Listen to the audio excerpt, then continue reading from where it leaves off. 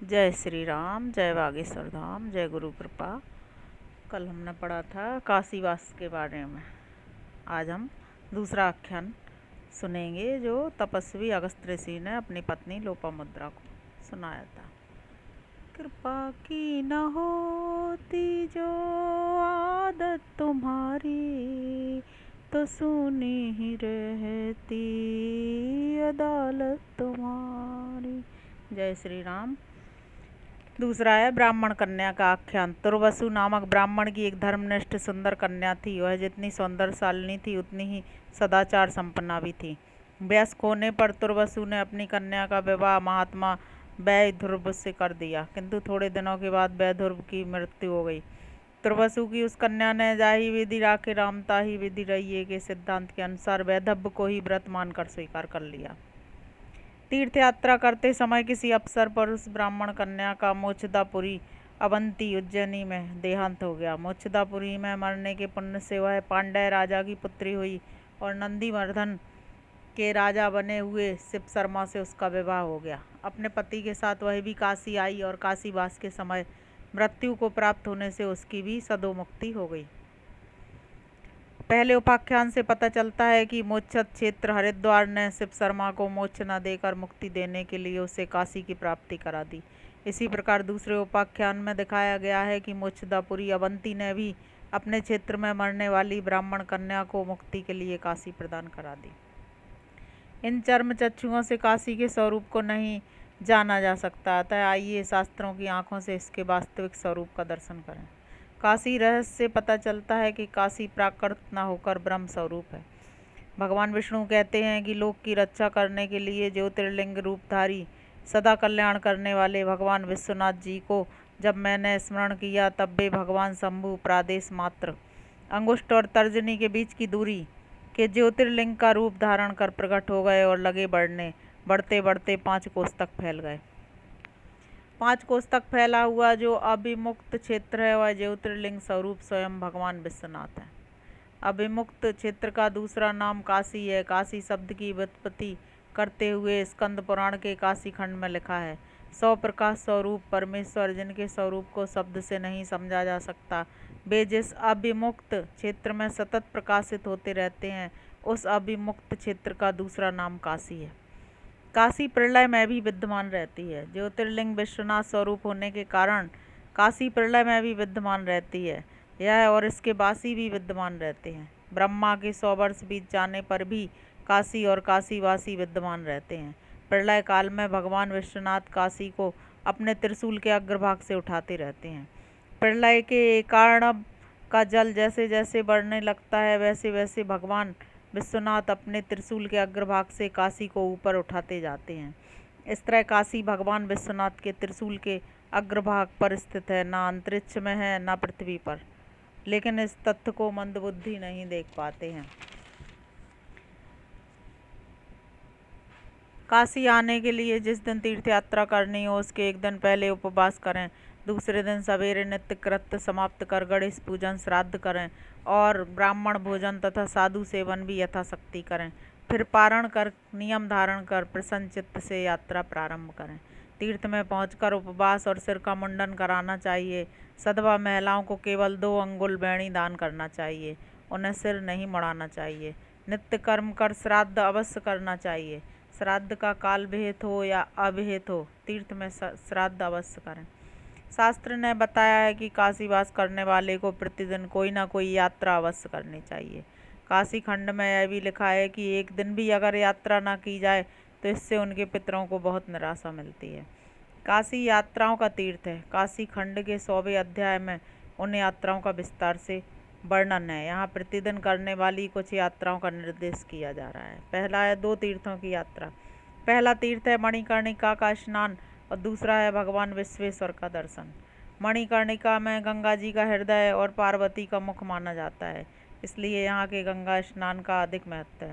शंकर जी गौरी जी से कहते हैं कि हे पार्वती, गंगा के हृदय स्वरूप और तुम्हारे मुख रूप श्री मणिकर्णिका तीर्थ में स्नान कर जो भगवान विश्वनाथ का दर्शन करता है वह शिव स्वरूप हो जाता है और फिर उसका जन्म नहीं होता।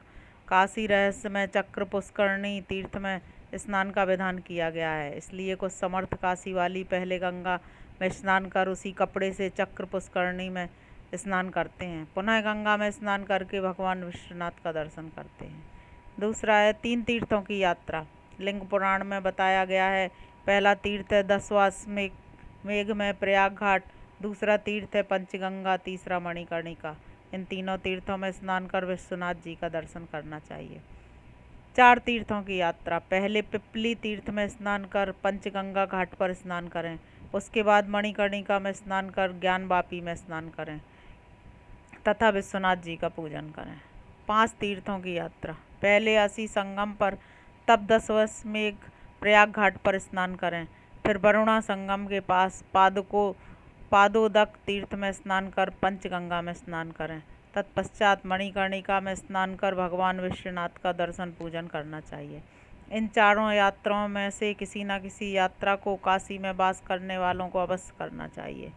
काशीवास के समय किसी तरह का दान नहीं लेना चाहिए, भोजन हल्का करना चाहिए, प्रत्येक दशा में संतुष्ट रहना चाहिए, सभी संगतियों को छोड़ देना चाहिए, मन को बस में रखना चाहिए, स्वाध्याय और जप तप में लगे रहना चाहिए, क्रोध आदि मानस विकारों का बिल्कुल त्याग कर देना चाहिए, सर्वदा समदर्शन करता रहे, अर्थात जड़ या चेतन जो भी दिखाई दे उसमें अपने आराध्य परमेश्वर को देखे।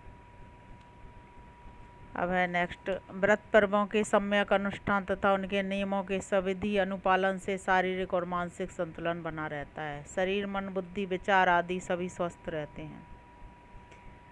पानी से दूध को पृथक करने की प्रक्रिया में हंसी यदि आलस्य करे तो संसार में दूसरा कौन अपने कुल धर्म का पालन करेगा। भीष्म ने आजीवन ब्रह्मचारी रहने का व्रत लिया था। यहाँ व्रत शब्द संकल्प के अर्थ में प्रयुक्त हुआ है। निष्कर्षतः सत्कर्म व्रत है, अभिष्ट कर्म करने का संकल्प व्रत है, धर्माचरण व्रत है, पुण्य प्राप्ति के लिए विहित तिथि में उपवास करना व्रत है, शास्त्र विहित नियमों का पालन करना भी व्रत है। अयाचित व्रत, बिना मांगे जो कुछ भोज्य वस्तु मिले उसे निषिद्ध समय को छोड़कर अहोरात्र में केवल एक ही बार लेना अयाचित व्रत कहलाता है।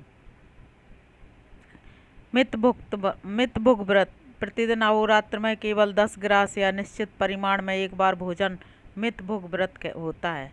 चांद्रायण व्रत, चंद्रमा की विशेष आराधना करने के कारण इसे चांद्रायण व्रत कहते हैं। चंद्रकला के वृद्धि ह्रास के अनुसार चांद्रायण में भोजन के ग्रास में वृद्धि और ह्रास होते हैं।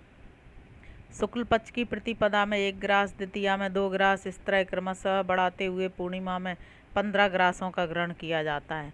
उसके बाद कृष्ण प्रतिपदा को 14, द्वितीया को 13 ग्रास, इस तरह अवरोह क्रम से घटाते हुए चतुर्दशी को 1 ग्रास लिया जाता है। अमावस्या को निराहार रहना पड़ता है। इस प्रकार आरोह पूर्वक अवरोह क्रम से मास भर किया गया चांद्रायण व्रत यब मध्य कहलाता है। चांद्रायण का एक दूसरा प्रकार भी है जिसमें अमावस्या के बाद शुक्ल प्रतिपदा को 14 ग्रास, द्वितीया को 13 ग्रास, इस प्रकार अवरोह क्रम से घटाते हुए पूर्णिमा को 1 ग्रास और उसके बाद की कृष्ण प्रतिपदा को 1 ग्रास, द्वितीया को 2 ग्रास, इस तरह आरोह क्रम से बढ़ाते हुए चतुर्दशी को 14 ग्रास भोजन किया जाता है और अमावस्या को निराहार रहा जाता है।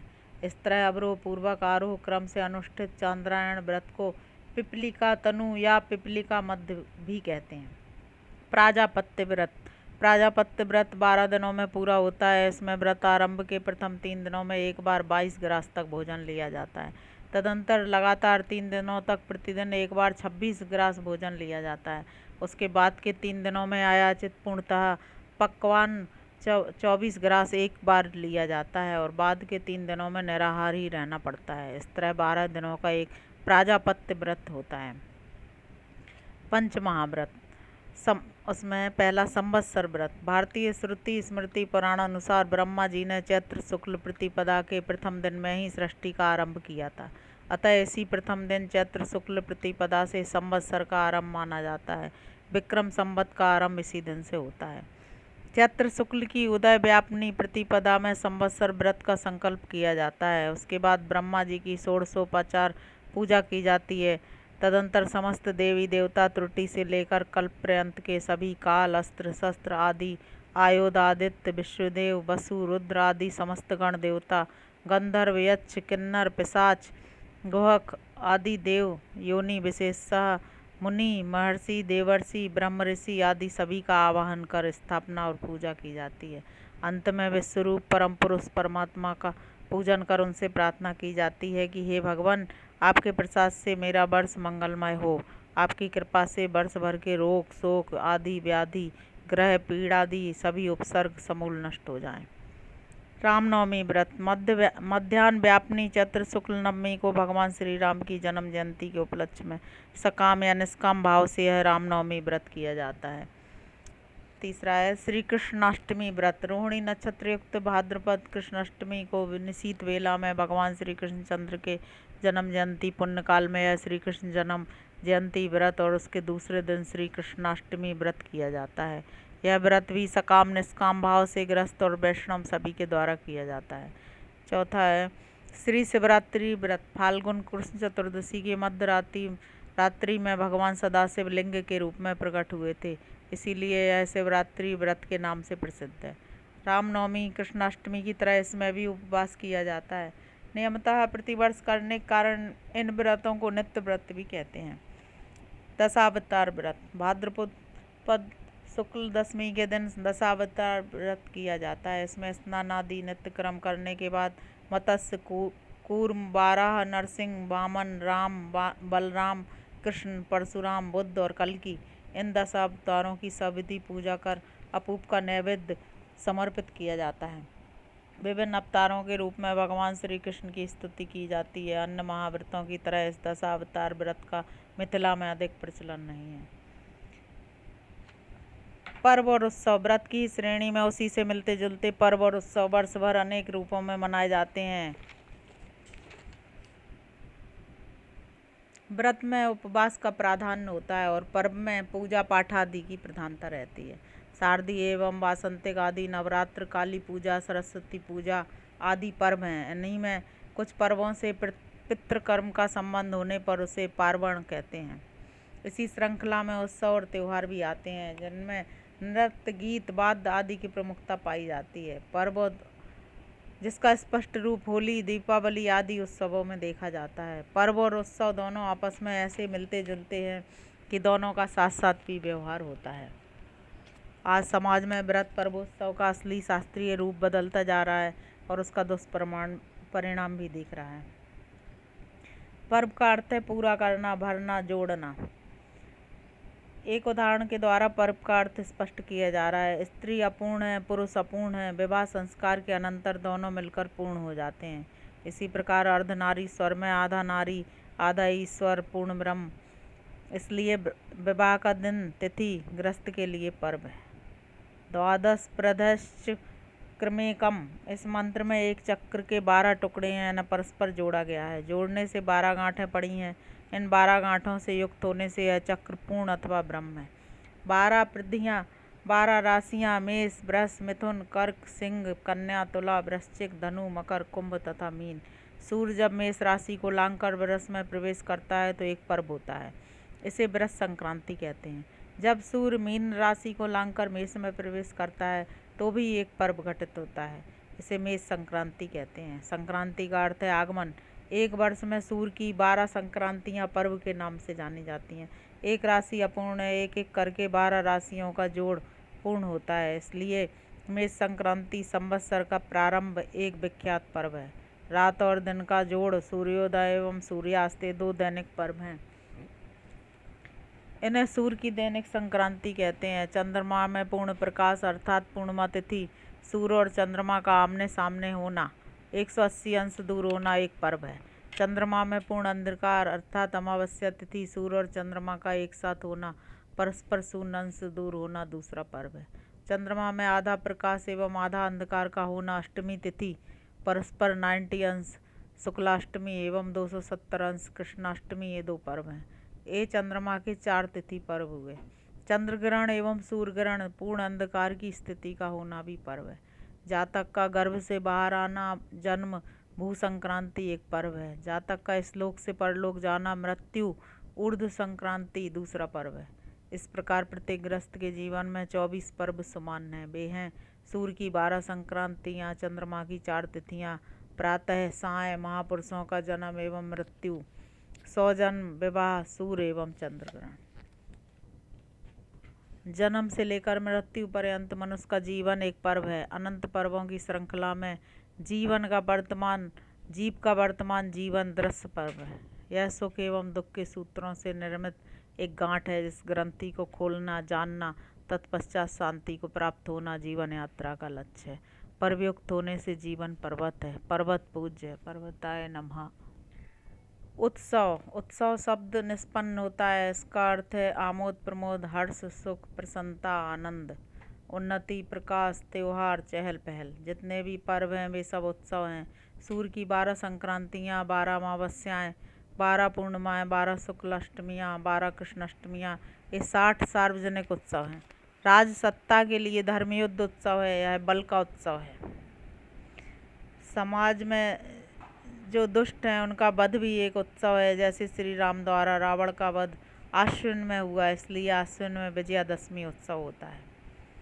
व्रत धातु भ्वादि, स्वादि, क्रियादि और उभयपदी है। इसका अर्थ है छांटना, चुनना, पसंद करना, अपने लिए चुनना, विवाह हेतु वरण करना, प्रार्थना करना, निवेदन करना, याचना करना, ढकना, छिपाना, गोपनीय रखना, दूर करना, परे रहना, विघ्न करना, विरोध करना, रोकना, दबाना, नियंत्रण करना, निरीक्षण करना, सेवा करना, परिचर्या करना, समर्पण करना, स्वीकार करना। व्रत का अर्थ है अपने प्रिय के समीप जाना, परमात्मा के निकट आना, अपने स्वरूप को प्राप्त होना, भक्ति, साधना, प्रतिज्ञा, संकल्प तथा दृढ़ निश्चय। इसके अतिरिक्त संस्कार, आस्था, अनुष्ठान, अभ्यास, यज्ञ, उपवास, नियम, विधि, अध्यादेश को भी व्रत कहते हैं। संकल्प के साथ कर्म का आचरण करना व्रत है। नानाविध कर्म होने से व्रत भी नानाविध हैं। व्रतों की रक्षा करने वाली अग्नि है, अग्नि को व्रतपा नाम मिला है। सूर्य को व्रतपा कहा गया है। सूर्य अथवा अग्नि के उपासकों का व्रत पूरा होता है। श्री राम ने 14 वर्ष तक वन में रहने का व्रत पूरा किया। पांडवों ने 12 वर्ष तक वन में रहने का तथा 1 वर्ष अज्ञातवास करने का व्रत पूर्ण किया। महामना भीष्म ने ब्रह्मचर्य व्रत को पूरा किया। रूढ़ अर्थ में व्रत को उपवास कहते हैं। उपवास में उप माने निकट, वास माने बैठना। उपवास अपनी आत्मा के समीप होना यानी शांत चित्तता। इसके लिए गरिष्ठ भोजन एवं लवण भोजन का त्याग किया जाता है। हर्ष एवं शोक दोनों ही अवसरों पर उपवास किया जाता है। यह स्वास्थ्य एवं दीर्घायु का सूत्र है।